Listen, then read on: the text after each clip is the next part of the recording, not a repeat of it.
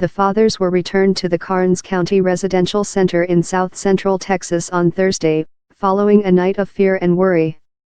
Immigration and Customs Enforcement released a statement saying there had been a disturbance on Wednesday involving about 40 detained men, but declined to offer further details. RACE's staff attorney Ryan Clough said an ICE officer at the Karnes Center told him that the fathers refused to go with the flow and weren't taking their kids to classes or other activities. Clough said he suspects the sudden move may have been related to news that the fathers were preparing for a hunger strike. The facts strongly seem to suggest that this was retaliation for otherwise perfectly lawful, peaceful protest, he said on a Friday call with reporters. RACES and the fathers allege that the 16 families at Karnes were wrongly separated again on Wednesday, after more law enforcement officers showed up at the facility. Visitors, including attorneys, were abruptly ushered out.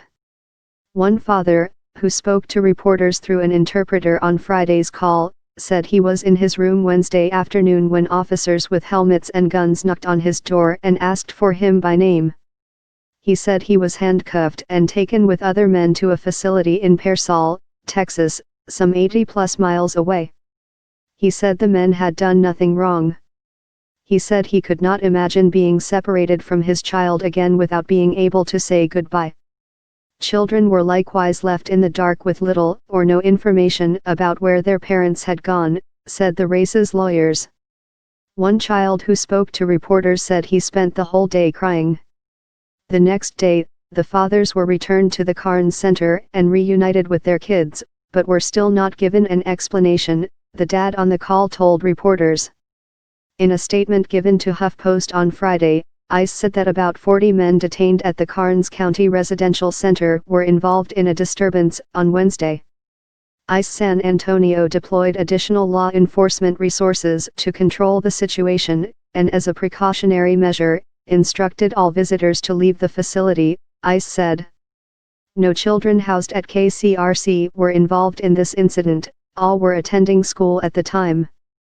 16 adult male residents were transferred out of KCRC and housed overnight at another facility, but will be returned to KCRC Thursday evening. No one was injured during this incident. The agency declined to answer additional questions, including about the allegation of potential retaliation.